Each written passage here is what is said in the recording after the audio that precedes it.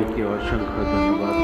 আমি মাঝহারুল আজাদ বুলবুল নন্দনীর বিদায় শেষ বিকেলে আমার স্বরচিত কবিতাখানি এখন আবৃত্তি করছি। আমি ক্লান্ত এক পথিক, প্রণয়ের নেশায় প্রকৃতির রূপের ঝলক দেখিতে পেরিয়েছি কত শত পথ।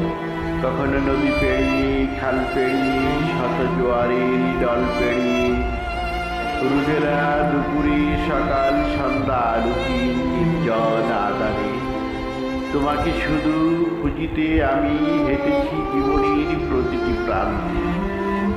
কখনো ক্লান্ত শরীরে তেপান্তরে দাঁড়িয়ে চাপা কান্নার দীর্ঘশ্বাস বুকে নিয়ে, আবার কখনো মুখ তুলে উদাস নয়নে দূর আকাশের নীলিমাতে। এই জীবনে মধুর সকাল, সোনালি রোদ আর স্বপ্ন ঝিলিকে ডেকে দিয়ে গেছে বেদনার কালো সাজে।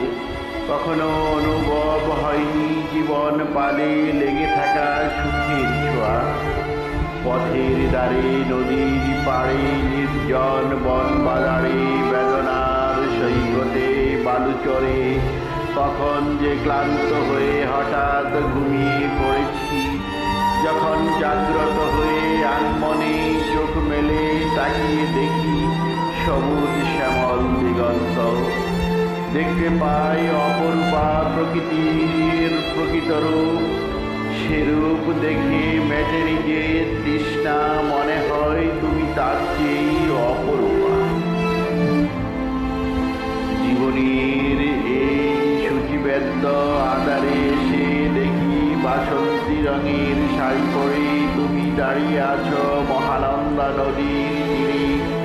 যে বেলাভূমির পাশে শিমুল বৃক্ষের ছায়া তোলে বসে হাতে হাত রেখে জাল বুনেছি স্বপ্নের সুতোয়। দেখেছি শঙ্খ চিল আর শালিক পাখি উঠতে দূর নীলিমায়। বসন্তের এই বরা যৌবনে ঢেউ খেলা চুল, লাবণ্যতায় বরা মুখ আর চারদিকে রূপের উপচে পড়া ঢেউয়ে প্রকৃতির রূপ ম্লান হয়ে যাচ্ছে তোমার কাছে। দরদিরা সব চারদিকে দাঁড়িয়ে তোমাকে প্রবোধ বাক্য শোনাচ্ছে।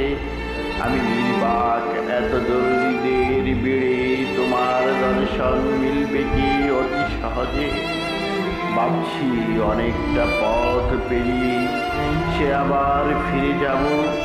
হয়তো আমি তাদের মতো ভাগ্যবান নই, তোমার রূপ দেখে আজ যারা আনমনা। তাদের বড্ড বাড়াবাড়িতে স্বচ্ছ সতেজ সদ্য ফোটা গোলাপের পাপড়ি নেই তোমার দুটি ঠোঁট আর আঁকি যুগল চোখ মেলে চেয়ে দেখা হয়তো আমার ললাটে সইল না। তবু দুঃখ নেই এই হৃদয়ে, তুমি আছো, তুমি থাকবে চিরটিকাল। হয়তো কোনো এক গোধূলি লগ্নে, না হয় জীবনের কোনো এক শেষ বিকেলে, অতি কাছ থেকে আঁকি বড়া চোখে দেখিতে পাবো তোমার চাঁদ মাখা মুখখানি। হাত ভুলিয়ে পরম যত্নে অতি যন্ত্রণা ভরা তুষার নয়নে মুখখানি যখন দেখি, তখন আমার চোখে ভেসে ওঠে চিত্রে চিত্রায়িত কোনো এক সুনিপুণ শিল্পীর হাতে আঁকা একটা ছবি।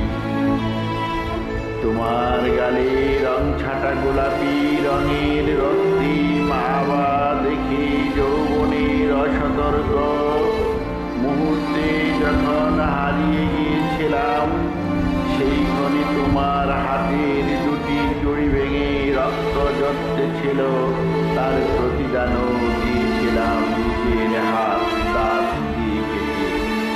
মৃদকণ্ঠে দুই ঠোঁট নেড়ে বলেছিলে ঘনিয়ে আসছে আধার, বাড়ি ফিরতে হবে বেলা শেষ, ঢেউ খেলা চলে উত্তর দিকে চলে গেলে, সেই থেকে বহুকাল পরেও আজও ফিরেলে না তুমি, ওগো আমার নন্দনী।